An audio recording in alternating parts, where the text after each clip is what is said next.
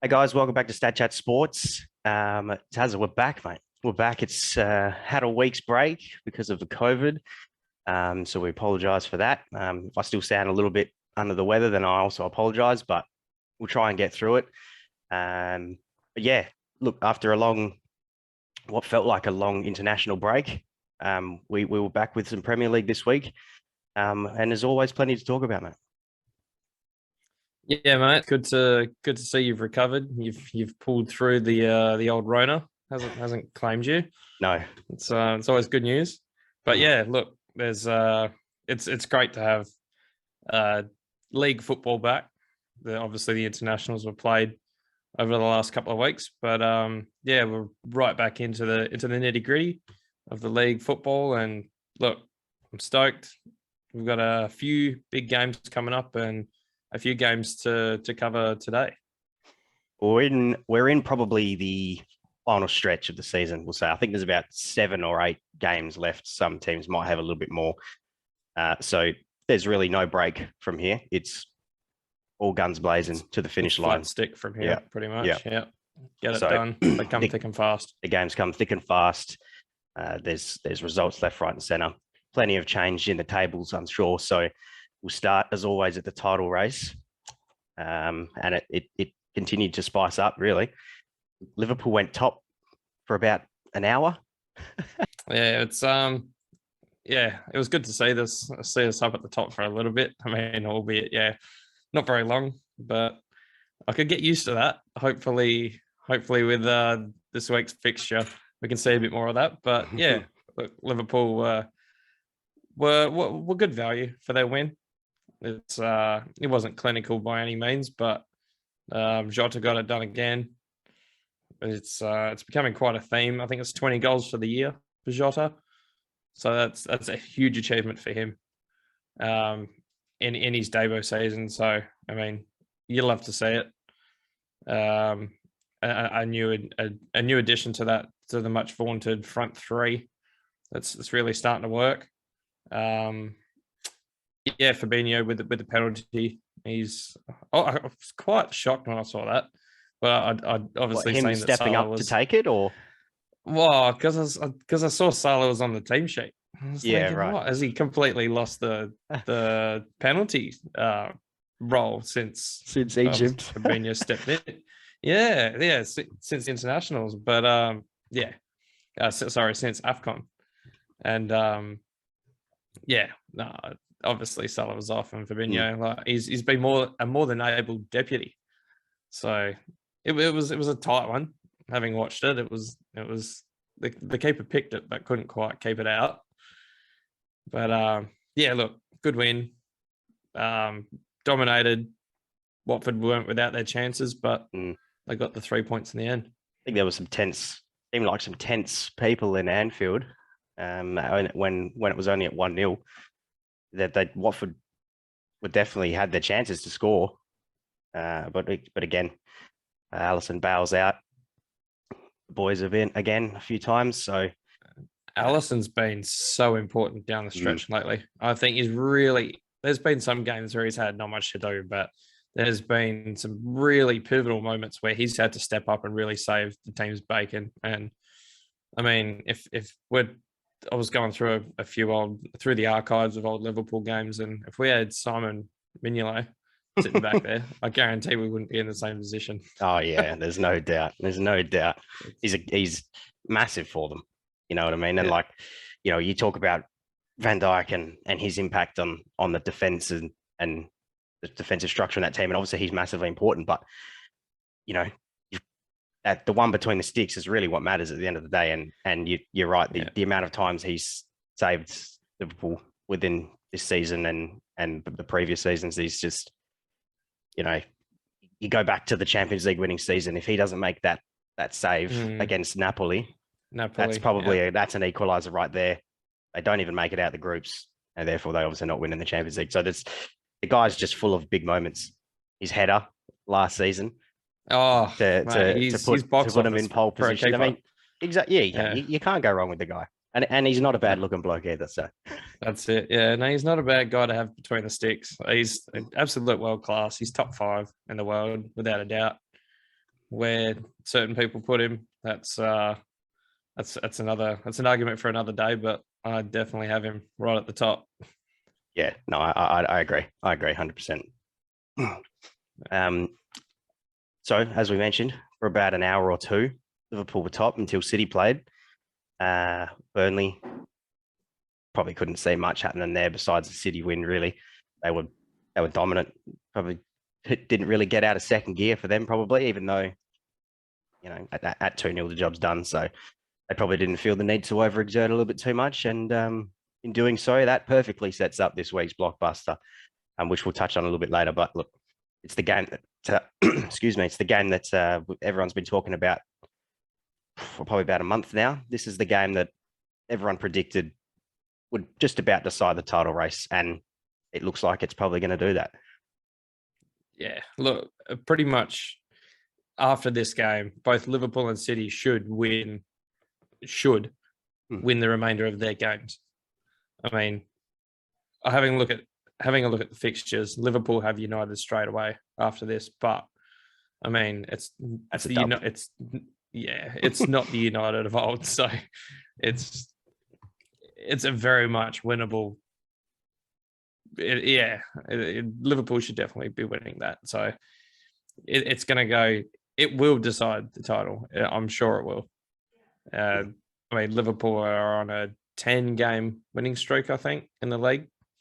They look unstoppable. Obviously, they've clawed back the advantage that City had. Everyone had written them originally off 2 months ago. Yeah, myself included. That's it. Oh, just about tuned out. And don't want to seem like a fair weather supporter, but I was starting to think, oh, okay, this one's really fizzing out quick. But yeah, we're here in start of April, and we're right in the thick of a title race. So yeah, this one is going to be instrumental in deciding who takes home the chocolates by the end of the season. Absolutely. At the other end of the table, we've already really covered 2 of the 3 in there because Watford and Burnley obviously are involved there, and they both lost. But the third one, Norwich, look, they drew. It's a point. Probably doesn't help their cause. Is that's got to be surely that's them gone. They're gone. Yeah. I feel like an idiot because I remember when we were talking about it, I thought Norwich was the one that could get up, and they've been nothing but trash ever since. So yeah, that game they were extremely uninspiring in that game. It was all Brighton, and God knows how Brighton didn't win that game because they had plenty of chances, not to mention they spurned the penalty chance that Mope blazed over the crossbar, but it wasn't pretty viewing, that game. And I suppose the only other team that we've spoken about in the last few weeks that's in that relegation battle is Everton as well. They lost again. They from what I saw, they didn't look too bad, to be honest. Like positive signs in there. They had a couple of chances, but it just looks like the team lacks belief. Confidence. And confidence. It's just like it's a team that's really running on empty. And I think they're a team that know that they're in a precarious position and are too scared to take chances because they could get burnt going the other way. So they're a team full of players who have probably never really been in this position. A team full of players who just don't know how to play a way that avoids relegation. And that sounds silly, but there's a certain way you've got to, when you're down that low, you got to play defensive football, safeguard against yourself getting torn apart defensively. And it's a team full of creative, well, I wouldn't say super creative, but more inspiring players. It's a team that shouldn't be where they are. Yeah, exactly. Yeah. And they're not used to it. So just an odd situation. For sure. They've got a catch-up game, or one of their 2 catch-up games against Burnley on Thursday morning here. That's a must-win. That win, I would almost go as far to say if they win that, they're safe. Yeah, Just I based agree. off of the gap. But I mean, against Burnley, that is a must win. Must Yeah. win. I think, yeah, for any of those relegation candidates, the teams around you, they're all must wins. I mean, Everton obviously being that little higher up, they've got that breathing space. Yeah, a wins obviously need less wins than Burnley do to really get themselves out of that situation, and they'll go into that game as favourites. But yeah, that could really help them in their fight to stay up. The only thing that scares me is that I think it's away, and their away record is terrible. Yeah, Absolutely. They could be playing Norwich away, and Norwich would probably be the favourites. So you're probably not wrong, actually. Yeah. So it's not all smooth sailing for them, but you would, yeah. I'm not going to say you'd expect them to win because honestly, at this stage, it's honestly a flip of a coin. But I'll go. You just got to go as far as to say that it's a must win for them. And if they lose it, they're in some strife. They're in some major trouble. From memory, their fixture run is pretty terrible. I think they might only have Brentford remaining, out of teams that's outside maybe like the top 10 after Burnley. So yeah, their fixtures are tough. And Brentford just coming off a 4-1 win. That's that was out of the blue. Very. Yeah, I remember checking the scores and thinking, 4-1 Chelsea, Brentford. Yeah, okay, fair enough. It was Brentford that actually won that game. I was pretty blown away. I couldn't believe it, but yeah, no, good on them. I mean, but we back in our video about the January's transfer signings. It seems so long ago. We both, I believe, we both picked Christian Eriksen as signing of the window, and now that he's starting to get a little bit more regular playing time, both in the Brentford squad, but also the Danish squad. He's back in there now, and we saw what he did in his 2 games on international duty. But he's starting to show it at Brentford as well, and that's where these results are coming from, because he's instrumental for him. Plus, having Ivan Toney back is a major plus as well. Yeah, I think Eriksen scored, was it 2 minutes into his return into his international football? In the stadium that he collapsed in. Yeah, it was quite a story. You couldn't write it. You couldn't write it. It was just, I mean, you love to see it. Good. It's good to see him back in that sort of form. Yeah, because he's a likable player. Yeah. I always liked him at Spurs. I mean, I never disliked the Spurs really, their squad, but he was definitely the pick of the bunch for me. I think we can both agree there, mate. I think we can both agree there. We had some Champions League. We'll move there because we're done with the Premier League for this week. I'm sure we got a lot to talk about next week, though. That'll be interesting. We'll definitely be full of Premier League action. Come the next episode for sure. We'll try not make a full episode on that City Liverpool game, but it might end up being that way. We don't know. No guarantees. Especially if Liverpool win. If City win, it won't even be covered on the channel. So if City win, we may not even do a pod. I might not want to put my face in front of the camera. Well, let's hope it doesn't play out that way. Yes, that's it. Anyway, Champions League. First round of quarterfinal games have been played. City Atletico Madrid. Obviously, I didn't watch it. I'm glad I didn't. That would have been one of the most boringest games I've ever watched. Yeah, that little 5-5-0 they had going on there was absolutely awful. Atletico are renowned for just making dour football games, just completely killing any excitement whatsoever.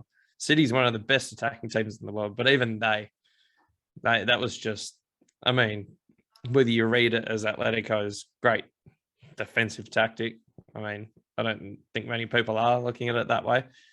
People are looking at it as them killing football. But yeah, City couldn't even make an exciting game, and it took a bit of De Bruyne brilliance to get it done. Can I shock you? Not a single shot on the side of Athletic, but it's not just a shot off target on target, not even a single shot. I think Edison put up a chair and sat down at one stage. The guy would have been bored out of his brains. Yeah, rest the legs, mate. Rest them for the weekend because you're doing nothing tonight. Is pretty much what they should have said.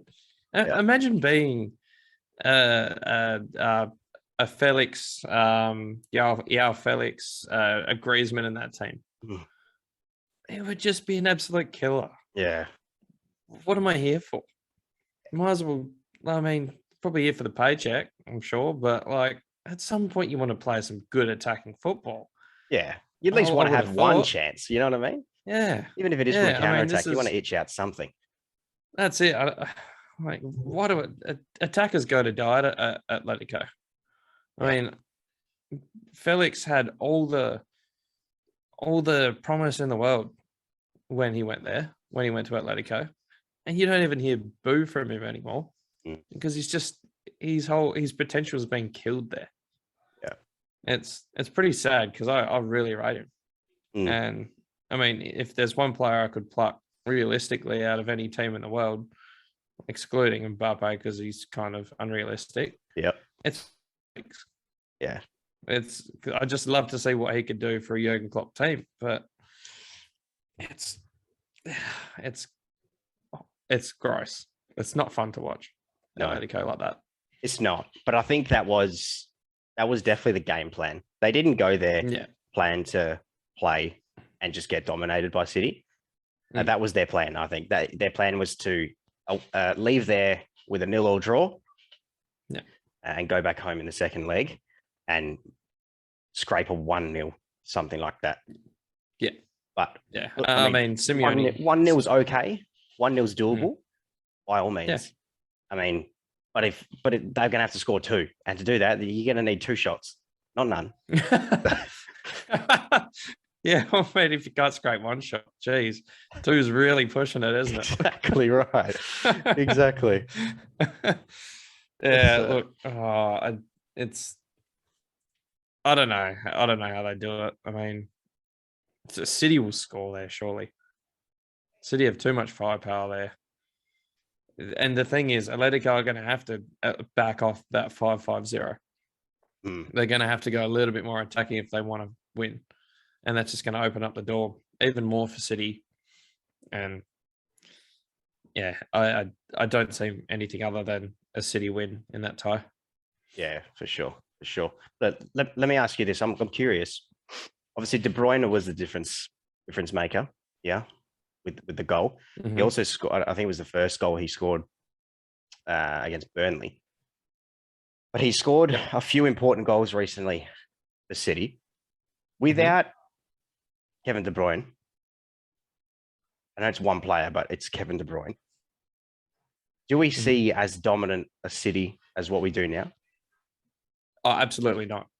No, definitely not. He's dragged them. I wouldn't say drag. Drag's a bad word because there's plenty of talent in that team, but he's the edge. He's what gives them that edge to become one of those top teams. You need that elite talent in these top teams, and he is that. He's City's best player. He's one of the he's one of the top players in the world for me. He's probably the top in his position. Yeah, on his day. City would still be a good team. Don't get me wrong, but those moments of difference, like especially in games like that, they wouldn't be where they are without him today. Yeah, he's a big game player. Absolutely. I mean, the City squad depth is ridiculous, and you've essentially got 2 best starting 11s in that squad alone. Yeah. But I agree, and I was thinking about it today, and that's kind of what made me bring it up. Is that I was just like he's just so pivotal. I mean, that goal, the run, obviously the find from Foden was class as well, but he doesn't even look. He just knows exactly where he needs to put that ball. I mean, that's what makes a great player anyway. But he's got that instinct about him. I was going to say his play is instinctive. It's natural to him, and it it it just makes me wonder why Chelsea all those years ago. Where did he learn it? Where did he pick this up? I'm sure he didn't learn it in Wolfsburg. It must have been there, that ability. Chelsea just couldn't see it, but yeah. Do you want me to tell you why it didn't work at Chelsea? What was that? One man, Jose Mourinho. Oh, yeah. Yeah, no, good point. Good shout. Yeah. I mean, the guys let go 3 world-class players, De Bruyne, Salah, and Lukaku. Who've gone out to do far better things at their clubs. Yep. The guy just hasn't got a clue. No. Oh, I mean, I wish. I mean, we're talking about a guy who took Porto, to a Champions League title, but there are some things he's had some bad misses. That's for sure. Yeah, definitely. Look, we'll go Liverpool and Benfica. They also played their first leg. I was always quietly confident, to be honest, that Liverpool would get the job done. It sounds bad, but it's only Benfica. I mean, look, they've had to do something right to get to the quarters, but Liverpool are probably top 2 in Europe at the moment, especially based on current form in this Champions League season. Yeah. So I expected to get the job done, and they did. They sort of gave themselves a little bit of scare after the goal from Benfica at 2-1. But they were still heavily in control of that game, really. And Luis Diaz put on an absolute clinic. He obviously enjoys playing against Benfica after his days in Porto. He would have that too. Benfica fans didn't seem to like him. He almost gets hit by a stray walking stick, I think, after he scored his goal. Yeah, I think it was a walking stick, wasn't it? That was a bit odd. Yeah. But the Benfica goal, that was completely ridiculous. I mean, it should never have happened. They should have left there with a clean sheet, really. I mean, there was a good save from Alisson packed in there as well. Yeah. But Kanate just got his wires crossed a bit, his feet mixed up, and somehow he was nutmegged from about 25 yards away, I think. I'm not sure if it actually megged him, but he definitely didn't get a foot to it. And I mean, I think it was Nunez was able to bury it. But look, 3-1. If you'd said that before, you would have said, yeah, take it. Yeah. Going 3-1 away. I mean, I know away goals don't count. Nothing these days, yeah.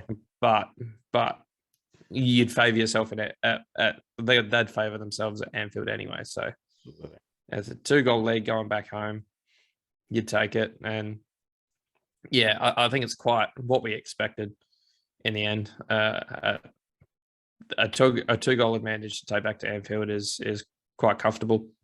Yeah, I agree. Look, Bernardo definitely didn't light his name up in lights with the mistake. He did with the goal. That's his first goal. Good first goal for the club. I think 20 Liverpool players have scored this season. Yeah, 20 different in the Champions League, I think. Or maybe that's gone a stretch far. No, it would be. I think it's all the whole season. All competitions, yeah. Yeah. Sorry, all competitions, yeah. Great stat though. 20 players, it's a fair chunk. I mean, we're talking about almost 2 squads worth. So it's a nice little where Liverpool have lacked in recent years with a lack of strength and depth. It's not quite the same problem anymore. No, absolutely. They're able to call on second and third choice, and they're able to do a job. Maybe not as effectively, but able to do the job. For sure. I mean, just before we move on as well, Sadio Mane played in a 9 that game. When if we've seen either Jota or Firmino not play, typically that's Salah's position in there. He's the one that drifts inside, but it was Mane, and he looked pretty good, to be honest. He looked okay. Yeah, I mean, he stretched out a chance. He scored a goal. He was there and about. as well. Like, it looks pretty good, to be honest. I think Klopp's kind of been forced, maybe not forced, but Mane's form has been different lately, and I think he's probably trying to rejig the pieces and trying to reinvigorate maybe that front three a little bit. Just from a Mane perspective, just trying to get him probably not into new territory, but just freshen up his game a little bit, possibly. But yeah, no, he looked really good last night. And I mean, if it weren't for Diaz with a goal and assist, you're probably looking at Mane as the next best contributor. Yeah, I agree. It'd be interesting to see if he takes up that role in any other games this season. Because yeah, I don't know. I just thought he played really well there. It's not his normal position. Yeah, I'd say they'll probably revert to the normal for the league matchup this week. But yeah, that's another chat to come. Exactly. We'll head there right now. It's the topic of the podcast. The blockbuster game. It's finally here on the weekend. It's City and Liverpool. It's the one that we both believe will decide the title. I know we both know which way we would like it to go. Yeah. Liverpool's record at the Etihad isn't great. I suppose that's a worry. It's there in the back of the mind. But look, this has got the promise to be a game of the season. Everything's on the line here. Absolutely everything is on the line. I don't think I'm not seeing a draw. This will end as a win. Both teams will want the win. So bridge the gap if you're City, or obviously take top spot if you're Liverpool. They won't be settling for a draw. Both teams will want to win. So we're going to be seeing the two best attacking teams in the league, if not the world, on display. Yeah. And I can't wait. Yeah. Barring anything to come out of the Champions League games, I think every team should be pretty much fully fit. I'm pretty sure Alexander Arnold's back in full training. Didn't play. He did play. He played against Benfica. Didn't he? Yeah. So he should be back into some. Well, he looked good against Benfica. Actually, I saw a bit of his passing. He was sublime again. Mm-hmm. So he should have full complement to choose from there. It's the two best teams in the world really on. It's quickly becoming the El Clasico of about 10 years ago, I think. Yeah. It obviously gets respect, but I think the rest of the world looks at the El Clasico as the be all and end all. I think this needs to be given that kind of title, because these two teams are, for me, above Madrid and Barcelona collectively. Yes, they have the prestige, but I think talent-wise, this is the marquee matchup of club football. Yep, I agree. So it's going to be a cracker. The whole world's going to be tuning in, and yeah, Liverpool, given the position that they're in, down by a point, with games equal, definitely have more of an onus to attack. I agree with what you said. They're both. City aren't going to park the bus. There's no way. City, it's not what they're used to. None of these teams are used to doing that. So they're not going to go away from what they're used to doing and trying to bang in as many goals as possible. It's just going to be an all-out. I wouldn't say all-out. It will be a cagey affair, but expect to see goals. For sure. What we want to cover, or what we want to do here, is we want to go over top 5, or just top moments between the two clubs, looking at some of the classic games between the pair. And there's been plenty of them in the last 5 or 6 years, however long. We want to just touch on a few of them, just kind of build the excitement a little bit. So go for it. What have you got for me? Hit me up with your first one. Look, I'll go to 2017-18 when Liverpool entered City's unbeaten run. They're not all going to be Liverpool wins. We will be slightly unbiased. But yeah, we'll start with the Liverpool win, and that was the 4-3 win. 2017-18 to end Liverpool. City's unbeaten run at 22 games in the league.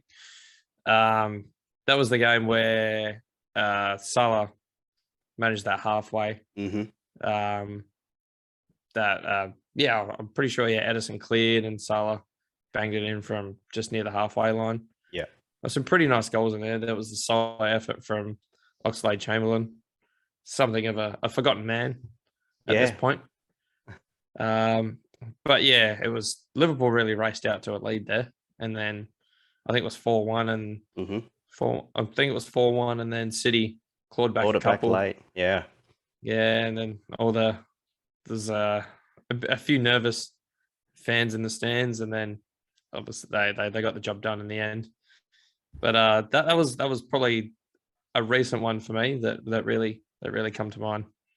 Yeah, I had that one as well. I had that one down as well. I agree with everything else. It was great to watch. Obviously, the last 5 minutes was probably a bit nerve-wracking in that one. But yeah, to get the job done and beat Liverpool, City's 22-game win streak, like you said, it's pretty special. Pretty special because they were looking unstoppable that year. They were flying. Yeah, it looked like no one was stopping it. I think that game really sort of announced that Liverpool were becoming serious. Yeah, at that point. Yeah, absolutely. Look, my first one, I want to go back a little bit further. It is another Liverpool win, but I do believe it's probably the last one we've got on our list. We're going back to 2013 and 2014 season. Liverpool 3-2 winners. It's the game that everyone knows, or Gerrard's famous speech at the end in the huddle. This does not slip. Yeah. We won't go any further than that. But I mean, please, let's not. But I mean, it just in terms of like the volume of this game, and I still remember it watching it live. It was like one of the best moments. I mean, as a Liverpool fan, that was the closest Liverpool came to a Premier League title. Just full stop. And that winning that game really put them in pole position to win it. And just the typical roller coaster of Liverpool back then. You know, they get out to a 2-0 lead, to a couple of really good goals, only to concede two really shit goals, if I'm being honest. Yeah, they were. Yep. You know, and the game's back in the balance, and then the Coutinho winner. I mean, I'll always remember Peter Drew's commentary. It just gives me goosebumps. Pulled a rabbit out of the hat. Yeah, the little magician. The little magician. Yeah. I mean, it's still to this day one of my favorite games against City. That missed, that clearance, that where our company slashes at it, and then Coutinho just buries that little curler down the bottom corner. That was on my list as well. That was probably Liverpool just hadn't tasted anything like that, and it was really the start of Liverpool getting back to some sort of relevance. That obviously been mired for the last few years, really basically mid-table. It was getting pretty nasty to at a point there. But that was amazing, that game. The first City goal, I will give it to City. That was quite nice. It was a nice little play where Silva ended up dinking the ball in. It was well crafted. And the second one, no one actually knew it had gone in. No. Well, that's it. I think it was the celebrations were a bit muted because, and then they obviously looked back at it, and Glenn Johnson's deflected it into his own goal. Yeah. I remember looking at it, I was thinking, what the hell has Mignolet done? Yeah. And obviously, the slight little deft touch has just snuck in, and Mignolet couldn't react fast enough. But yeah, it was a cracker game. Obviously, they didn't win the title, and it went down to the wire. But yeah, It gave us Liverpool Uh, fans that bit of excitement that we hadn't experienced for decades. Yeah, a real taste of a good title race, and yeah, it's obviously it didn't end the way we would have liked. Yeah. A couple of incidents put paid to Liverpool's chances, but they got there in the end a few years later. But look, yeah, I'm sure there probably weren't too many players in that squad. Oh, Henderson would have been there. I think Just Henderson's trying probably to the think who only was in one, that to be squad. honest. Yeah, Yeah. you probably, because the turnover in that squad was quite high. I don't think Lana was there. No, he wasn't. He came in the season after. Yeah, so yeah, it's. I was going to say there'd been a lot of lessons for people to take out of that, but literally one person took lessons out of that. It happened to be our captain, so Yep. I'm sure it did go some way to helping them win the title in 2019. I think it was. Feels like so long ago, but I'm sure it is. I thought 2020. I was at 19, 19, the Champions 1920. League. 1920 it was. 1920. Yeah. Yeah. Okay. Yeah. There you go. Yeah. Anyway, what's your next one? Oh, we'll tip the ledger City's way again. Mhm. The 2-1 New Year's win. It was Liverpool were ahead at that point, and they'd really been hardly challenged, to be honest. And City come in, and yeah, they were really good value for that win. And obviously when it charged up the ladder and won the league by the point that year. That was another gut wrenching one. I think that was when would we lose on 98, 99 points? I can't remember. Yeah, so I think they were on 98 and Liverpool might have finished 97. 97, yeah. It was obviously the best second place. And effort. that amount of points tally any other season would win you the league. Yeah. And it was that was a monumental title race. Just two juggernauts just trouncing through the rest of the league, and yeah, for it to be decided on 1 point was probably fitting, but gut wrenching all the same. Yeah, for sure. Again, I had this one as well. It's that game has the same stature that this one feels like for me. Because I think if Liverpool had won that game, I think that would have put them 7 points clear, somewhere around there. I think that's 7 points clear going in. Okay. So yeah, it would have could be right, actually. 10. Yeah. You could, yeah, I think you're right. I think you're right. And obviously it goes the other way. So, I mean, it's, this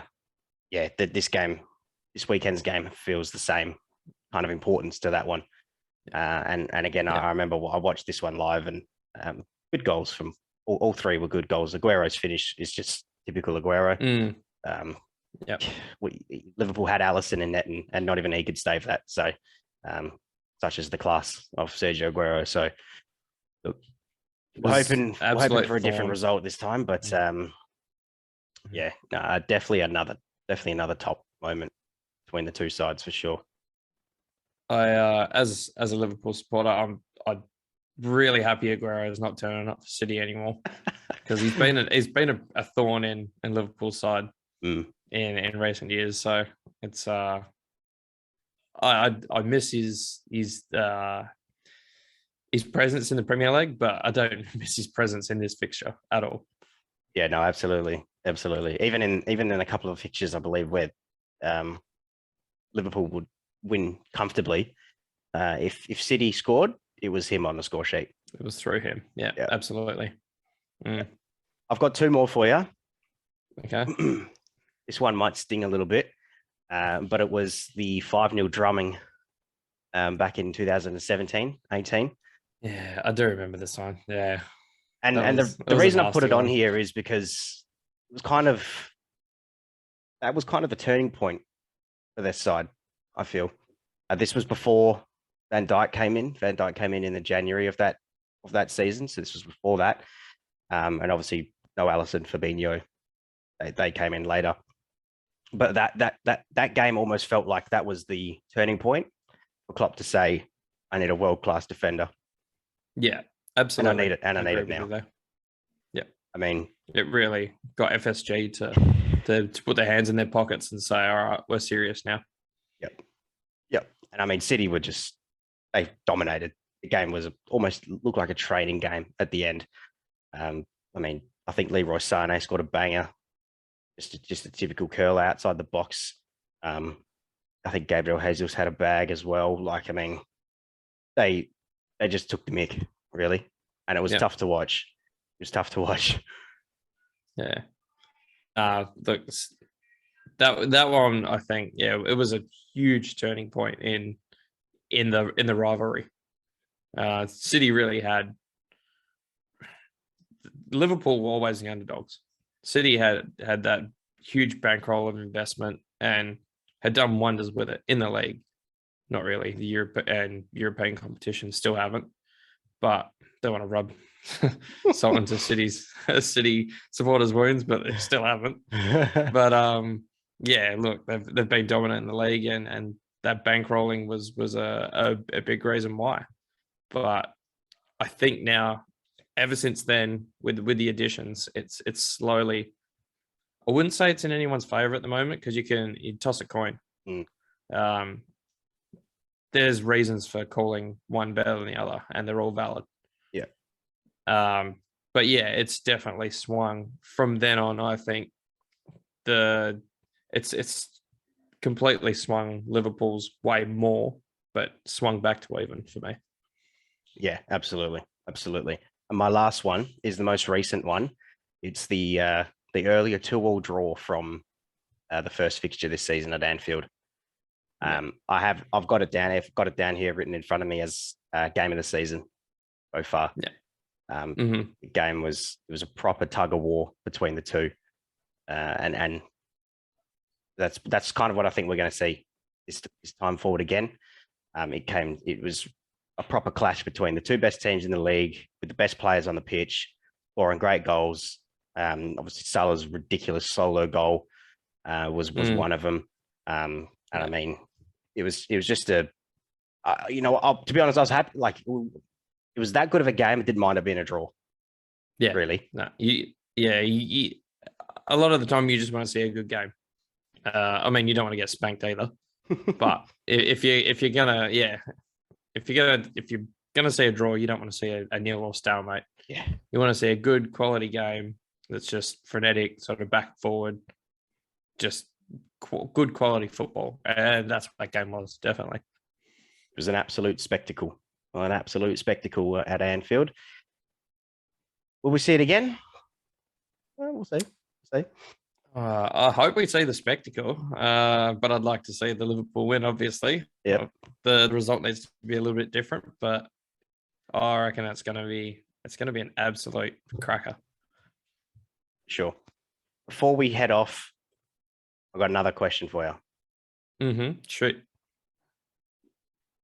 Give me your City and Liverpool combined 11 based off of current form this season. Okay. No, I'm going to put Allison. Yep, I agree. In between the sticks. I love Trent, but Cancelo's been very good.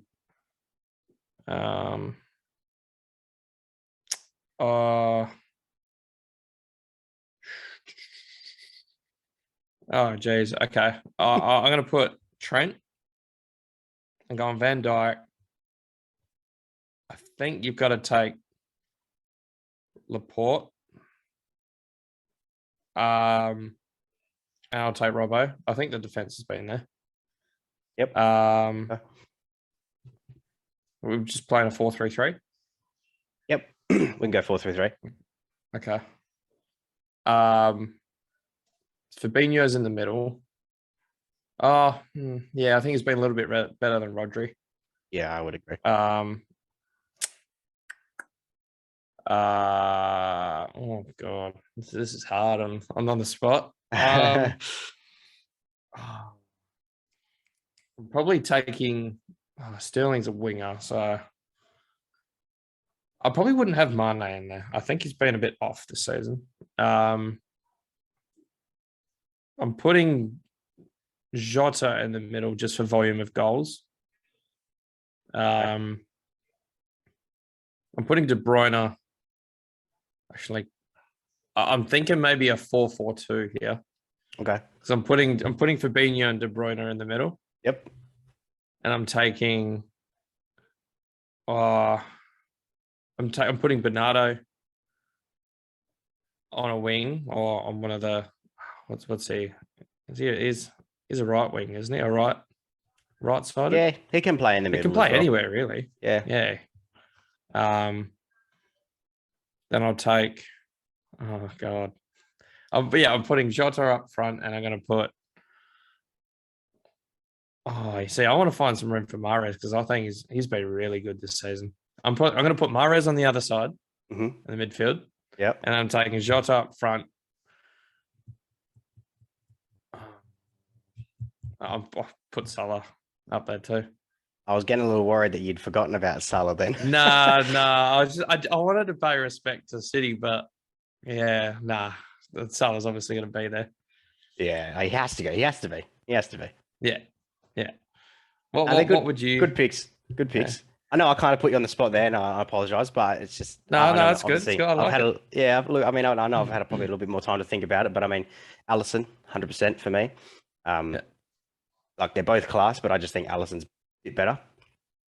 My only change in the back four: Trent, Van Dijk, probably Diaz for me. Diaz, yeah. And I'd put Robbo in there as well. But Cancelo's a very, very close second. Yeah, I know he's kind of played on the left a lot this season. Yeah. And it's tough. But I think in terms of assists and stuff like that, Robertson's just given that a little bit more for me. The end product it's just been a little bit there. A little bit more there from Robbo. Yeah. Yeah, for sure. I'm keeping a midfield three. I'm going for Fabinho, De Bruyne, and I'm putting Bernardo Silva in there. Yep. And then the front three for me is Sterling, Jota, and Salah. Yeah. Sterling seems to be he seems to be back at his best from a couple of seasons ago in terms of goals. And just that little bit more over Mane. And then you've got your top two goal scorers in the league in Jota and Salah, so they have to be in there. Yeah, absolutely. No, I like that pick. I think it's quite similar actually, but Sterling completely deserves to be there. I think I was going back through looking at that 2013-14 season, and it hurts to see him. It doesn't really hurt when I watch him that much, but having watched him back in a Liverpool shirt, it hurts to know there's at City now, at our main rival, because he was so good and he was going to be anything at that point. And I mean, he's very good, but it's what he did to City in that game, that first goal, where he just completely, I think it was Company and Joe Hart made him look silly. He completely sold them both. Yeah. And just pretty much had an empty net to bury it in. And for a teenager to be doing stuff back then, it was, I'm pretty sure he was a teenager back then. He was sort of the golden boy era for Sterling. Mm-hmm. Yeah, it's the one that got away. Yeah, absolutely one that got away. I mean, you can't really blame him. He left to win trophies, and at that time Liverpool weren't close. So, and he's done that. So, can't. I do. Much. I saw a bit of an article about he's still got love for Liverpool in a sort of.